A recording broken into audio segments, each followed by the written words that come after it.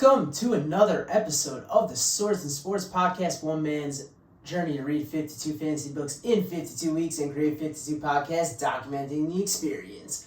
I'm your host, Mike Mokes, the man embarking on this journey, and this week I'm joined by the incredible Melissa Caruso. She is here to talk about her book, The Obsidian Tower, which is book one of the Rooks and Ruin series. Let me say one thing, if you're going to do a series name, use some alliteration, because that is way more catchy than the blank of blank. I guess Rooks and Ruin. Rooks and Ruin is a lot different than the normal formula. Break the mold, be different. As a quick self-promo, you can find this podcast on all your podcast listening platforms. Well, what are the podcast listening platforms? I told myself I wasn't going to ask myself questions anymore, but I can't help it because I'm not good at this. Those podcast listening platforms are the YouTube channel, which is Swords and Sports, Spotify, Apple Podcasts. I think we're on whatever the Amazon one is, which I think is Audible. And some other ones, of course. Go listen to that, subscribe, like it, so I can finally have my dad one time say he's proud of me. No, he's a very supportive dad. For all details about upcoming episodes, including featured authors, and just news about the show, the Twitter handle is @SwordsandSports.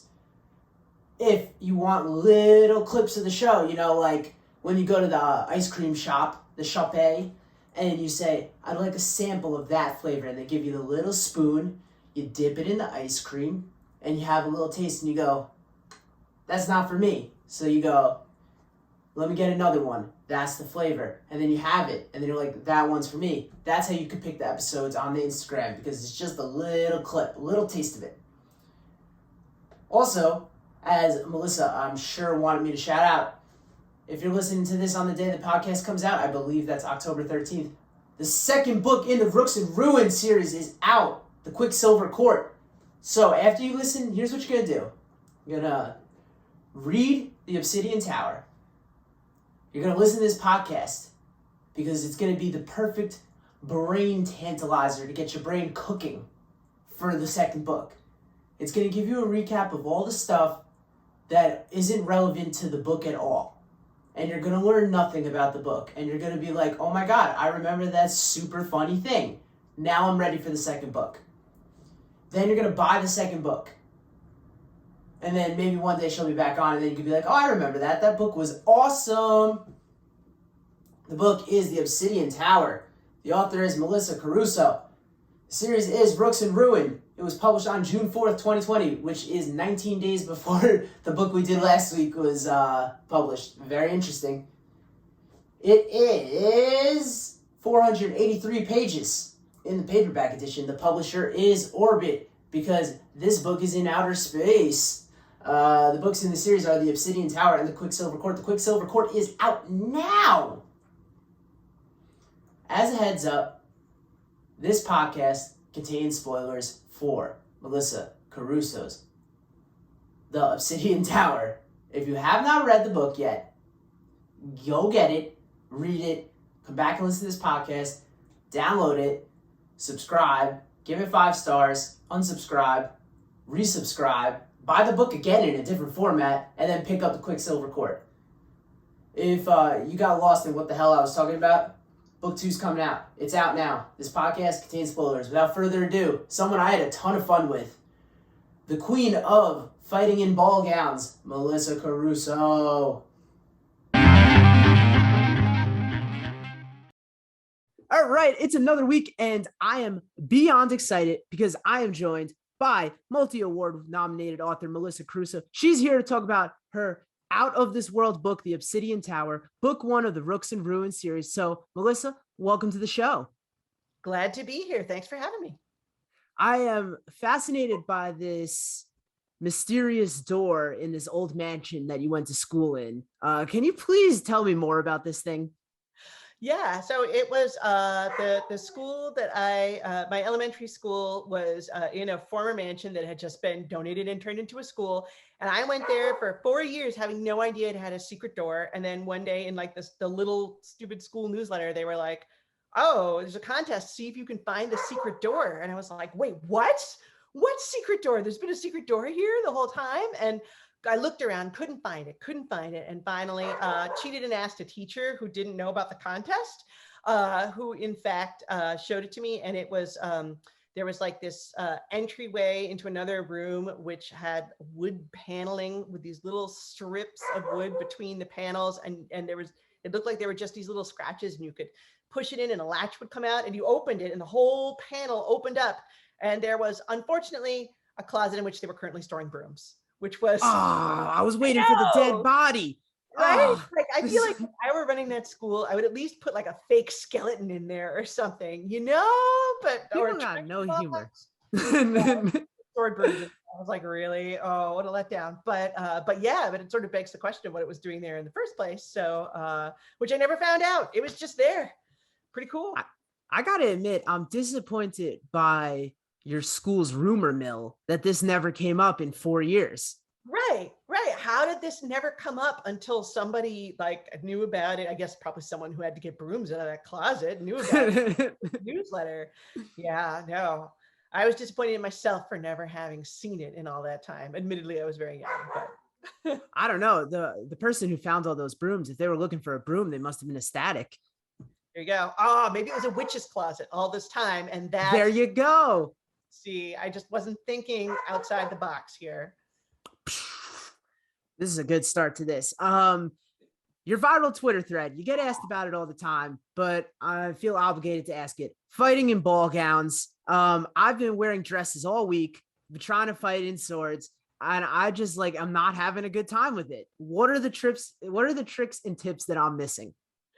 All right. Well, so if you want to fight in a dress, the key thing is, first of all, you don't want the skirt to be too long because you don't want to be tripping on it, especially on a lunge or if you fight in a low stance. So, oh yeah. My counterpoint though is I'm embarrassed of my thighs. You gotta learn to love them. Well, you don't want it to be too short. Like ankle length, you can work with depending. Like you could potentially, I prefer a high-low skirt. Where it's a little higher in front and a little lower in the back, but you can fight with it with an ankle length skirt if you have to. And you don't want it to be too tight. You know, it doesn't matter. I don't care how much you want to show off what you got. It's gotta be loose enough to move in so that you can do lunges and extensions in it. And the other thing is it can't be too fitted through the shoulders and the arms. You can't have like that sort of tight classic Disney Princess Aurora kind of look. Okay. If it's too tailored in the chest and arms, then you don't have free movement. So you want to have complete free arm movement. Now you can wear a corset. Corset is okay.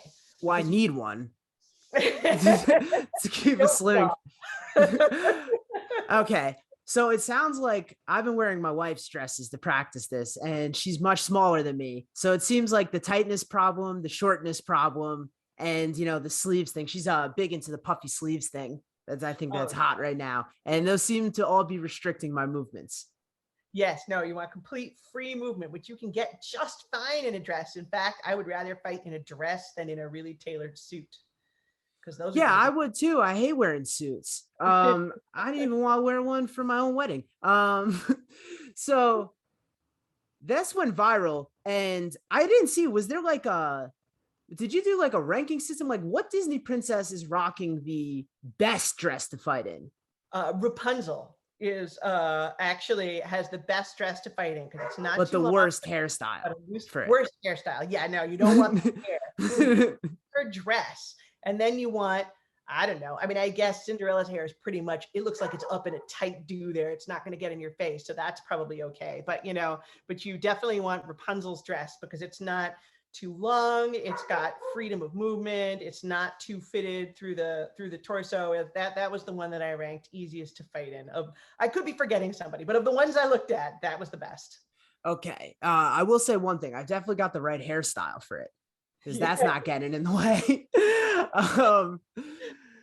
Okay. I also was curious about this. During your research for your incredible Swords of Fire trilogy, you mentioned 17th century Italian food that you couldn't eat. And my question is, why not? Do like dishes go extinct?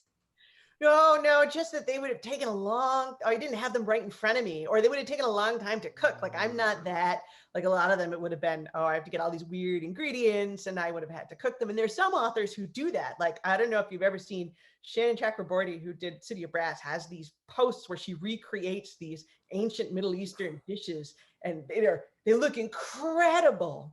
And she does it for research, which I think is an excuse, honestly, but like a great excuse. But now I'm not that hardcore, like if it takes more than 20 minutes to cook, I'm already getting bored. So no, but there were things like chocolate soup, and there were these little, I forget what they're called. There were like these little chocolate soup. Yeah, chocolate soup. I put that in one of my books because I was like, no way, chocolate soup. So I had to put it in there, but that was apparently a thing. And all kinds of sweets and biscotti, and I want them all. That's I'm thinking as you're saying that, doing the dishes research, that's like Sam Hawke poisoning her dinner guests as research, just practice for the book. Did she actually do that? No. That's my rumor that I've been starting. Okay. Like, Sam seems too nice. Like maybe hardcore enough on research to give that a shot, but I can't picture. Maybe if she didn't like the dinner guests, I think after that interview, maybe I would have been on that list. No kidding.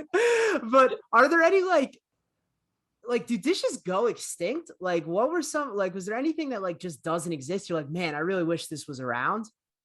Well, I mean, I think that there were some that like you don't. I mean, I wasn't researching what's still around, right? But right. Some of them don't, like that chocolate soup, for example. Like I think you might find that in like some specialty restaurant somewhere, but it's not like people are serving up bowls of it all the time. Okay. I mean, it's definitely changing and evolving, and it was a little hard sometimes to be like, all right, well, this website says this is a 17th century recipe. Who knows, right? They're just saying, maybe it was their grandma's recipe in the 17th century, so, but it's fantasy. So I don't have to, it's not like I'm writing a historical novel where I have to be really sure. I could just be like, looks good. Great. We're going with that. Do you think that we, and by we, I mean you, because I'm not the writer in this interview, should write a letter to Olive Garden's corporate offices trying to get chocolate soup on the dessert menu? Oh, well, I don't know. I'm not sure it was a dessert per se. Like, I don't know. I mean, probably it must have been because like there was one of the recipes I saw had like bits of meringue floating on it, like little clouds. That's got to be a dessert, right? You don't put meringue on a savory dish. But like I saw a couple different references, and I'm not 100% sure it was always a dessert. But either way, yes, right? Absolutely. Right. Yeah, I mean, we could try. You did a recent Twitter giveaway where you were asking what item or accessory someone would wear to a creepy ball. Did you answer this yourself? What would you wear to the creepy ball? So I'm a live action role player, and I've been to many. I know. So I have, like, right now, the thing that I'm looking for an excuse to wear to a creepy ball that I haven't had a chance yet is I have a black feather cloak that's like a floor length, tiny black feather cloak. And I've said that if I ever get nominated for a Hugo, I'm going to wear that to the award ceremony. So people need to nominate me for Hugo so that I can have an excuse to wear this black feather cloak. I'm just saying. But that's definitely when I'm looking for an excuse to wear. I also have this cool, I have a corset that has a big, like, evil queen collar in black and silver, that's a classic that I might have to go with. And I have a necklace that I wear to cons sometimes that's like all sort of tentacles holding up like a big gaudy gem that is a very classic sort of evil ball thing. So that'd be up there too. Listen, if you're trying to see this shit, everybody, make sure that we get Melissa nominated for a Hugo, because I am beyond curious now.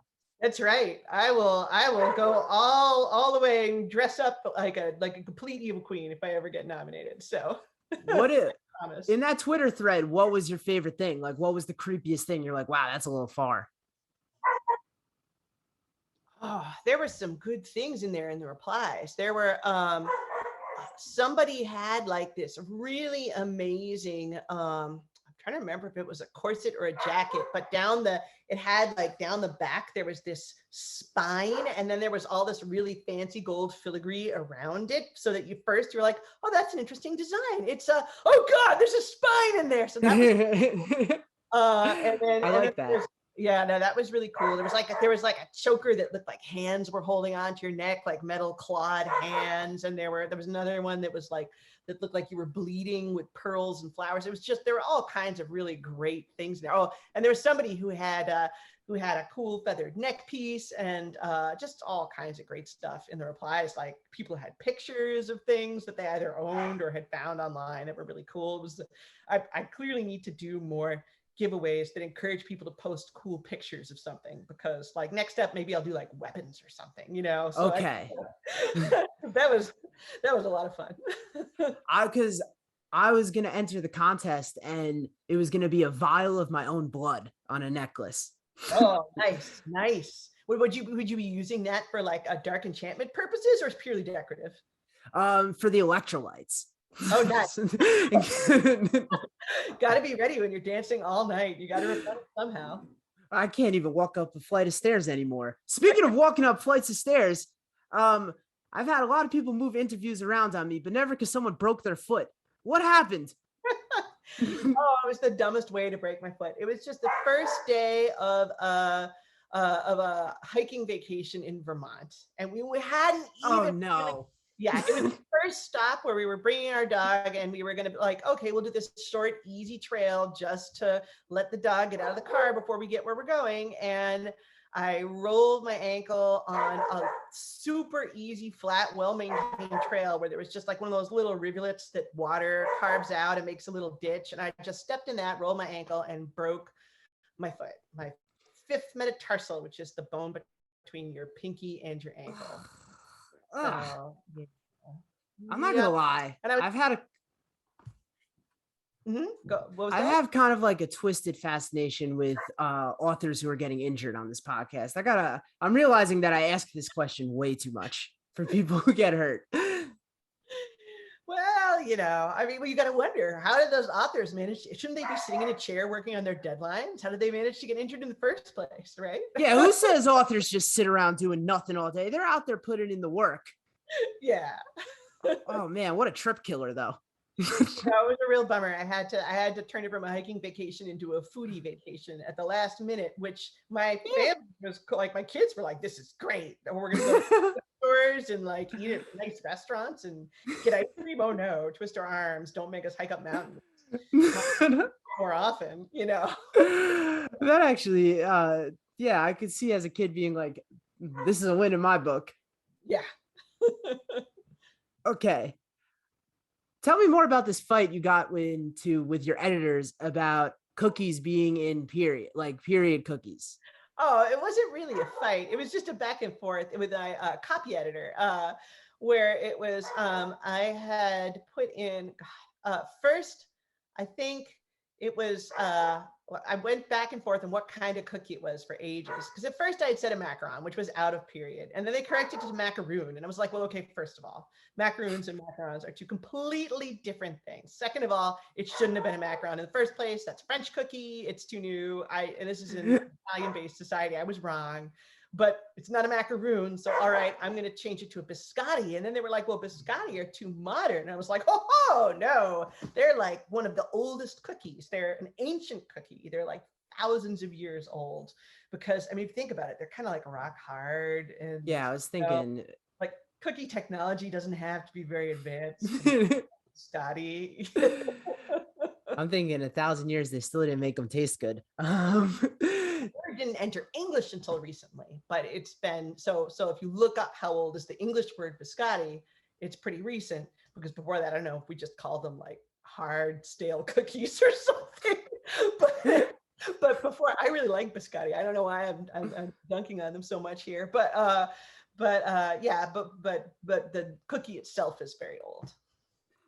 Did you, when you won this argument, did you send the copy editor like a box of biscotti cookies? Be like, Oh, I should have, because copy editors are amazing and fantastic, and they do such great work. And I think they don't get anywhere near enough glory. So I totally should have sent them a box of biscotti, but I did not think of it. oh, you meant as a nice thing. I meant as a spiteful thing. We got different priorities here. In your interview with your past self, which congratulations on booking that must have been big. You mentioned people always ask you when the movie's coming out. Is that true? And how annoying is that? It's I think it's something that like people who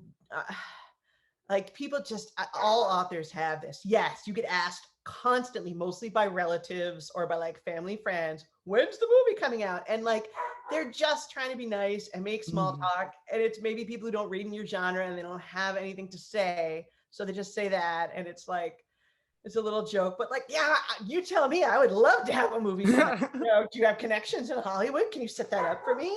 Yes, that sounds great. But no, yeah.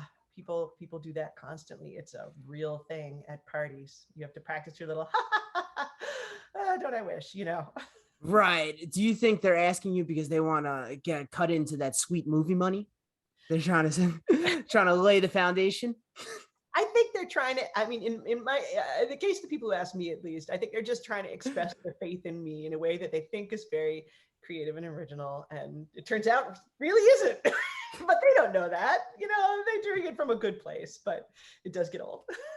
Right. It's like the waiter bringing the food around and someone going, oh, is that mine? Knowing that it's not there. It's just like, yep. Oh, you're the first person who ever thought of that. Customer number 377. Yeah. So when's the movie coming out? No, I'm kidding. I wish. There we go. Look at that. That's like an automatic response. I'm very impressed.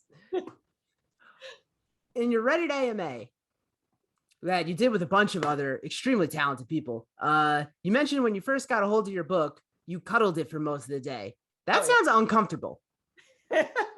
Oh, books are like, they smell so good. And the smell thing you went on at length about. I wasn't going to ask about the smell. It's just the pure comfortability of cuddling a book. No, I mean, like, look, I have my new one here that I have my author's copies of. Like, and cuddle it anytime. No, it's just there. It never gets old seeing your for the first time a book that you wrote in book form, because it's just magic. Like, what? How did this happen? Who made this happen? It wasn't me. Like, what? How is this full of words that I wrote? I wrote those words. How did they get in this actual book? And it's just this amazing, magical thing. I mean, I'm only on book 5, so maybe when you get to book 20, it gets old, but I suspect it doesn't. So, I mean, well, yeah. Book 20, you've got yourself a mattress at that point. You can lay them on. You need a room in your house for all your author copies at that point. I don't know what people even do. As it is, our back room's getting pretty full. Man, what a luxury problem that is. I've got too many books that are published. I like that. Okay. You can't taste bitter. Is that a real thing? That is a real thing. Actually, a lot of people can't taste bitter. I mean, not a lot. I don't know what the exact numbers are. I want to say it's something like 1 in 10. Yeah, I found out when they did when we were doing genetics in like 8th grade, and they gave everybody a little piece of paper to taste, and everybody else was going, "Oh, this is disgusting." And to me, it just tasted like paper. Because it's some recessive gene where you can't taste bitter. Yeah. That's crazy. I leave my tea steeping, forget about it, come back 24 hours later, stick it in the microwave, and it's good to go. Damn, that's crazy. You must have been the coolest kid in school that day. You've been like, look how tough I am. I mean, I don't know about the coolest kid in school, but I was the one not spitting into the trash and making terrible faces. Well, that's a win. In your article pushing back against literary snobs, I mean, it was really an article about like books being fun. You mentioned that you had to pretend to write like literary fiction for your professor. Now, when you published your first fantasy book, did you throw that at the professor and say, "Ha"? No, you're really like, no. I don't. I wish there were more academic writing departments that acknowledge the existence of other genres besides literary fiction, I'll admit, but I didn't know. My professors, I don't know if they even know that I'm published at this point. Yeah, there was my grad school got in touch with me and was like, oh, we're doing a literary festival. We're wondering if you could be on a panel about young adult books. And I'm like, I don't write young adult books. I write fantasy for adults. And they're like, oh, never mind. And that was it. And I never heard from them again. That stinks because UMass Amherst has an incredible cafeteria. Oh, you're dropping the name. Oh, I was gonna leave it ambiguous to protect the innocent. I've heard they have a great cafeteria. So it's fantastic. I used to have a friend there, and that was all I remembered about visiting there. I was like, this is incredible. They got like a stir fry, whatever. The book that you I heard that they had a really good cafeteria. So okay. You should have, in my opinion, you should have sent a copy of the book to the professor with a little note that said, those who can't teach. Oh, brutal. I like it. That'd be so mean though. But I kind of like it. I don't know if you're getting this. You are a nice person. I might not be, is what I'm gathering from this interview. Sometimes I learn things about myself here. Okay. That book that you sent to your agent that got you the agent that never came out. Can I have that? I want to pass it off as my own. No. Okay. What about? Oh, I've stolen a bunch of stuff from it for books that are published. Like in the Obsidian Tower, there's a Whisper was he had a previous incarnation in that book, which never got published. So I'm mining it for the future. Right. Yeah. Okay. Then if I can't have that, I didn't think you were going to give me that, by the way. Then this is how you anchor the negotiation. Can I have the field guide to dragons you made when you were 4? Oh, no way. That's the best. I'm never going to top that. Oh, I love that. Was the first book I ever made, and it was in crayon, and it was an absolute classic. And picture that was ever. I love the confidence there. Shakespeare knew how to kill a guy. In your article on character deaths, you mentioned Shakespeare's 70 character body count. What was your favorite one? Oh, that's a good question. Oh boy, it's been a while since I wrote that paper. I mean, like in terms of maybe not in terms of the death speech, in terms of the lead up, you gotta love the end of Hamlet, where you've got all of these duels, everybody's getting poisoned, and people are dropping right and left, and it's just bodies are littering the stage, and that's like for sheer drama. That's really hard to beat. So that's probably my favorite sequence of deaths. I don't know, in terms of last lines, I'm not 100% sure. I know the worst was Polonius, who just said, "Oh, I die." I think that's a great line. Okay, I got one more question before we move into the book portion of this, and this might be the dumbest one I've got. You mentioned for your stakes map, you color code scenes. Green for low stakes and red for high stakes. If I was reading this and I was colorblind, would I just assume there was no stakes? Oh, wow. Yeah. Now, if you're a colorblind, I guess you'd have to do bold and italics or something instead, because otherwise it'd be like, what? This is just all the same. Man, you got to work on this. It's just very level all the way through. I mean, I read the stakes map several times. I still don't fully understand it, but no one ever said I was really smart. So, one of the things that is common in your interviews is you mentioned how much you hate transitions. Can you help me transition to the next part of this podcast? It's book questions time. Oh, nice. See, that was a beautiful transition. See, if I could do them that easily, it would save me so much time. There you go. You just assisted, so you're part of it. There we go. As always, the second half of these interviews are spoiler ridden. If you haven't read the Obsidian Tower, first off, what are you doing with your free time? Second of all, get on it. All right. First question. Is it Bruno Mars's fault that the door got unsealed because they were too busy singing, "I'ma leave the door open"? I don't know if I've ever heard that song because I'm completely out of the loop. So I would say that it is not their fault unless on a very deep subliminal level. I appreciated you laughing at a joke for a reference that just went right over your head. That I very much appreciate. Okay. Nothing must unseal the door. Oops. It's opened by chapter 4. Yep. Were the instructions unclear? I know, right? Like, come on, they passed this down for how many years? And then just before that thing is open. Come on, people. Is it surprising though? Because this is the type of family you're working with. From Aunt Karen, I mean Carrigan. I got a bird last night with a message saying to stay away. So of course I came at once. Yeah. I mean, not a family that seems to follow instruction very well. Yeah, well, I mean, it's true that especially when someone has gone to the trouble to carve the instructions all over the castle, maybe you should at least listen to them a little bit better. But yeah, they mostly followed that one up until chapter 4, though. I don't know if it was actually chapter 4, but Something like that. Might have been 3. I don't know. It's pretty early because I just wanted to get things rolling. I know, and this actually had me shocked. I was all hyped for this door to be closed, and then it opened. I was like, oh shit, there's so much more of this book. What are we gonna do? I had too much to get to. If I waited to open that door, it would have been like 700 pages long, which I know doesn't stop some people, but I got stuff to do with my life. I can't write 100 pages of not opening a door. You got a broken foot, for Christ's sake. We can't be prolonging things. Yeah. I gotta admit, it was kind of satisfying. I thought we were in for 400 pages of waiting for this door to get open, so it was nice to just get it out of the way. Yeah, no, I don't mess around. That door's open. If I could have opened it in chapter 1, I would have, but that would have been a bit much. If Rix failed at her job as the warden, do you think that she'd get a job as a very sought out guest for summer night barbecues? Because she's like human off.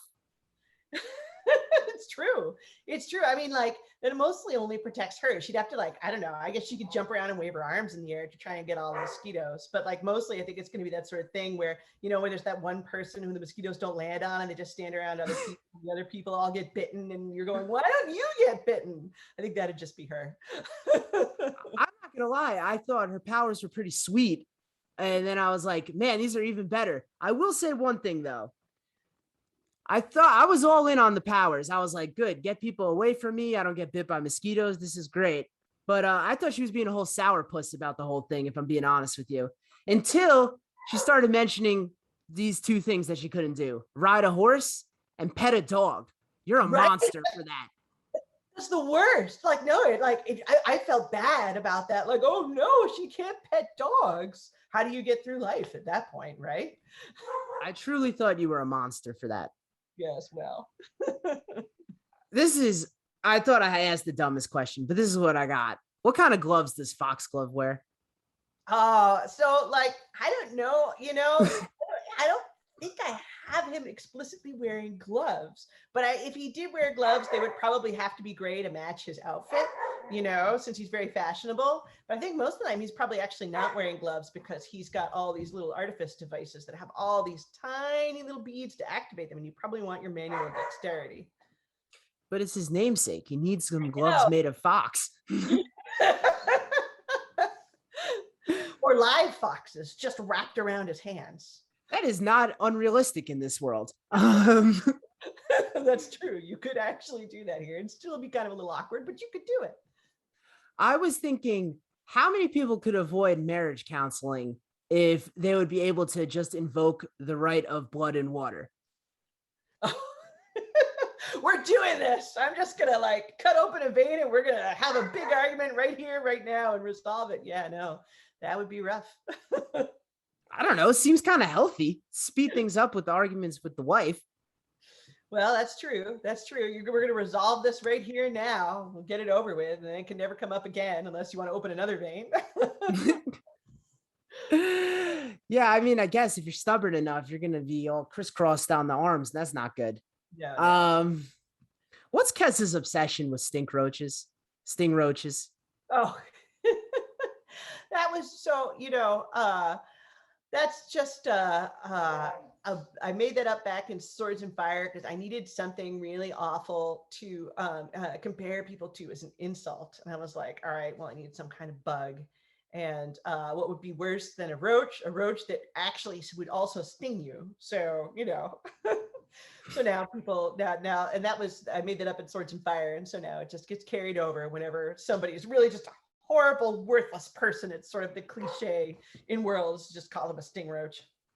I think this is a good lead in. One of the things that I love doing on this podcast is kind of made up swear words, and your book being a clean book, actually, you do have some good made up swear words to kind of get around it. And I call it fantasy filth. So I wanted to go over some of my favorites with you. Oh, sure. I was a big fan of pox weasels. That was one of my favorites too. I was really happy, like, because it's every time I write these, at first a real word swear jumps to mind, and I'm like, oh, what I wouldn't give to be able to just, I don't know, what am I allowed to say? Can I say anything on your podcast? I mean, I've dropped like 3 curses already. You Okay, want to say fuck together? We can. If I could just call someone fuckface, like, so much easier, but I can't. I have to come up with some little, oh, I can't wait to someday I write a book where I can use real word swears. It's just going to save me so much time. But yeah, I was happy with Poxweasel to have that same kind of rhythm to it, I thought that one was good. I don't give a dead rat was pretty good. Okay. That was for Holy flying. hell's on a stick. Yeah. And then a lot of stuff about the Graces. Blood of the Eldest. That one kind of hits well too. Right, I needed one because that's from a different culture. So I had to have different swears to represent which culture the person was from. So it just gets very complicated. I thought it was a good job. You did a good job getting kind of around the whole not dropping F-bombs thing. Huh, okay. How much money is in the aphrodisiac business? Oh, so much money, right? Like, I mean, I picture, these, there's probably, first of all, there's probably people who aren't even alchemists who are selling fake ones, right?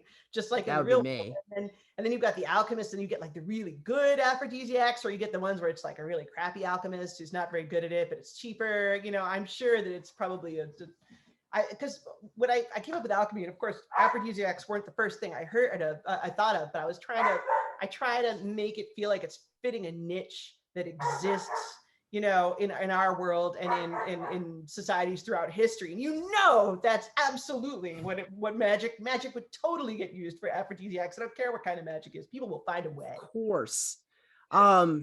This might be insensitive to Bastion, but did he ever consider giving a love potion to his sponsor and avoiding all that conflict?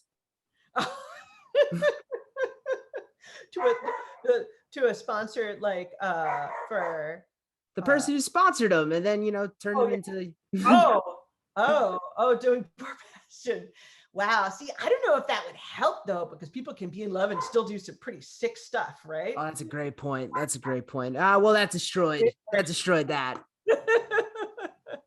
That's why I'm not the writer. My plot hole just slashed right through. How invested? Okay, is this the reason why the Serene Empire is so successful? That the Doge is invested heavily in Dogecoin? No, but oh my God, when I first was writing in this world, every time I tried to do research into the Doge, I got so many gifts, so many Shiba Inu gifts, like, and it was just, and then it got to the point where I was reading my own writing, and every time the word came up, all I was seeing was some little Shiba Inu face, and I was like, oh no, this is terrible. I can't get it out of my head. And now we have Dogecoin. So like, I don't know, it just gets worse. Yeah, that one, you wish you could change that one and go back, because that's rough. I mean, I like it.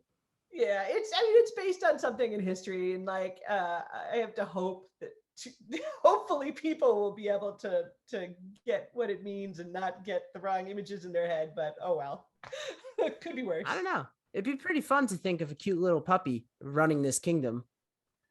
Yeah, well, I did way back. I did some kind of thread with Shiba Inu gifts, like with Doge gifts for with like quotes from my book that matched all the different Doge gifts that I could find. But oh, that's amazing. I had to roll with it. Is the Shrike, am I saying that correctly? Yes. Is the Shrike Lord's dad actually a good parent? Oh no, he was a terrible parent, absolutely terrible parent. Do you think it was unfair of his sons to murder him? Is murder ever really the answer? I mean, he was going to kill one of them. He wasn't going to kill them. He said one of them has to kill the other one.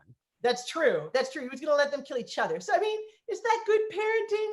Well, how noisy were they around the house, you know? Right. Totally. I mean, one of them had to rule, so I'm not like totally against the idea. Is Whisper a hater? Why can't you save humanity with the power of love? Why can't he say, well, you know, I can't answer that one because it would be spoilery. You can't save the world with the power of love? Why not?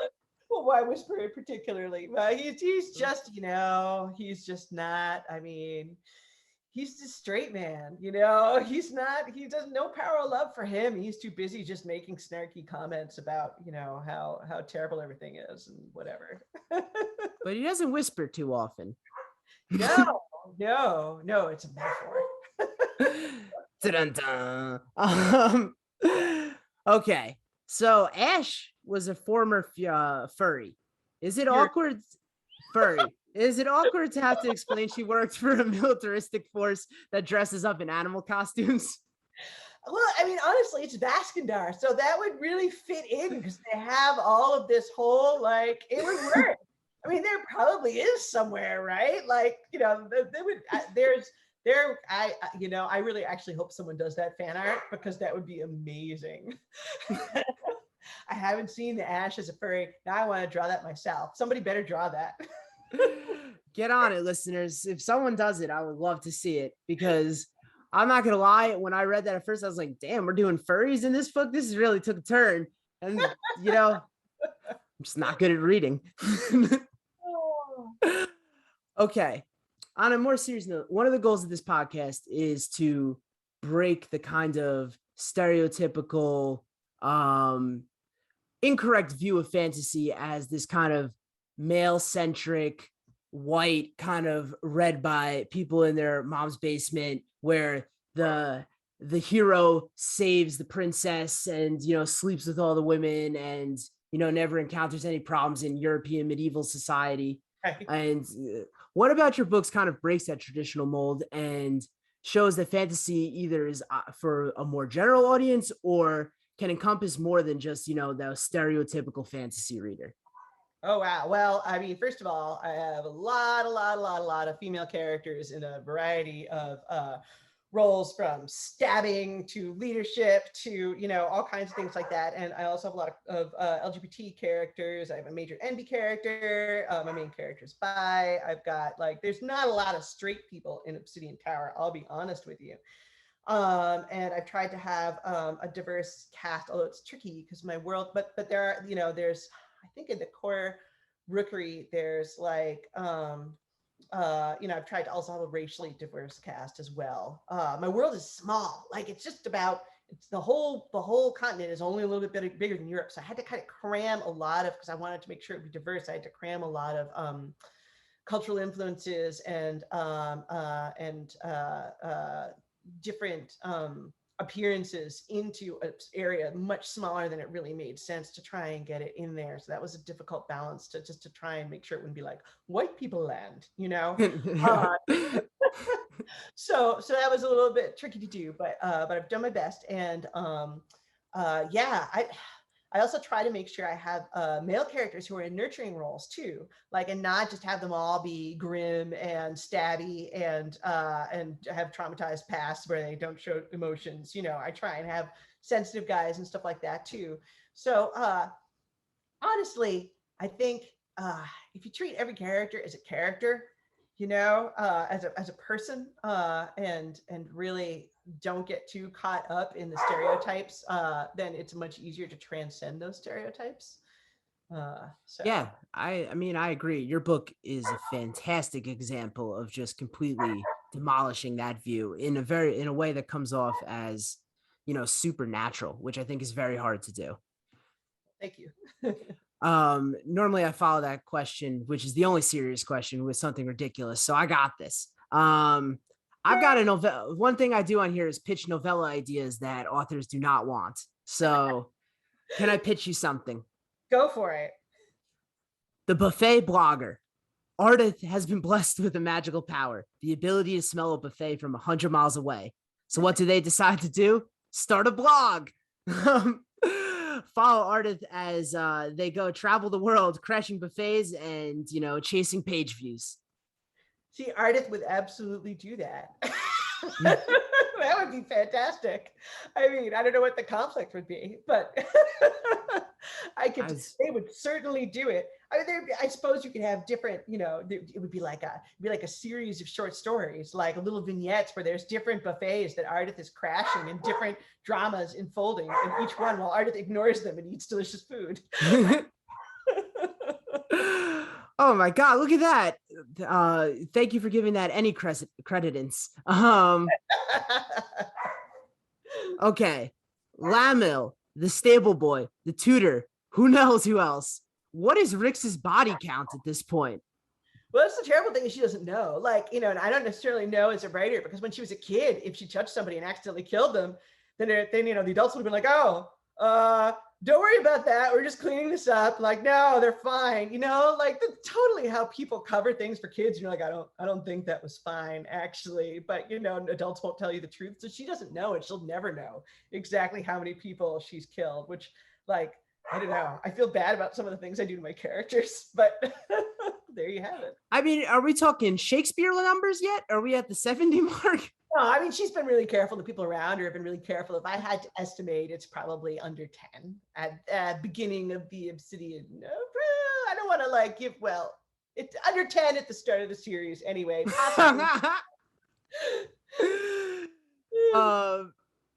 Lock her up. It's absurd that they all have to walk around this ticking time bomb. I mean, who the hell would want to work here? No, wow, why would you ever want to work there? It's incredibly dangerous. Yeah, they're not very good at safety regulations in Vaskandar. They're not really big on that, but yeah. No, I mean, I wanted to create a situation where it's like, no, maybe you should just be in a tower somewhere, by yourself, not around people. Listen, I like Rix. I'm a big fan, but she's concerned about, what the carriage is getting precedence over other people. I'm thinking, everybody in the castle has to walk on one side of the hallway for you. This is absurd. Yeah. Yeah, it is. It is. Was it a bad idea to trust Auriello after talking to him 5 times in her life? Well, it probably was, but I figure if 5 times is a record number of meaningful conversations for you, then her bar is probably really lower than it should be. This is one of my best friends in the world because I've talked to him 5 times. Oh, poor Rix. Yo, that is a good point. I mean, yeah, I guess when your barometer for who's your friend is have I had one hand's worth of conversations with them? Yeah. I don't think you're gonna answer this, but what are the first 2 rules? Oh, you find out in book 2. You find out all the rules in book 2. There's 7 of them, and you find them all out in book 2. What? Yeah. Let's go. On that note, when is book 2? October 12th. Coming right up. I can't wait. Oh my God. So that's all I got for you. Thank you so much for taking the time out. Please use this opportunity to plug anything you got coming up. Well, I mean, I got the Quicksilver Court book 2 coming up on October 12th. That's my big thing. And all the rest of my books. Go buy them and read them. Yeah, get on them. Get on that. Thank you so much for taking this time out. And I can't wait for the Quicksilver Court. Let's go. Super excited. Thank you so much. And thank you for having me on here. It's been a lot of fun. Talk to you soon. All right. Melissa was awesome. I'm super happy that I got to get the chance to talk to her. I always have so much fun when I get to have some fun with some things that an author's really interested in. I know that she had talked ad nauseum about fighting in ball gowns, but I had some questions, you know what? And I would lack journalistic integrity, which everybody who's ever listened to this show knows I have a ton of, if I didn't ask at least some stupid questions. Books on the horizon. Next week is God Blind by Anna Stevens, and you can find out all about The Hammer. If you've already read the book, which you should because it was a massive hit, you know about The Hammer, and hopefully that you're excited to hear what I have to say about it, because let me tell you, it's fascinating. After that is hopefully Under the Pendulum Sun by Jeanette Ng. And then Children by Jorn Larson. Thank you everybody who's been rocking with me. Keep on reading or something. Peace.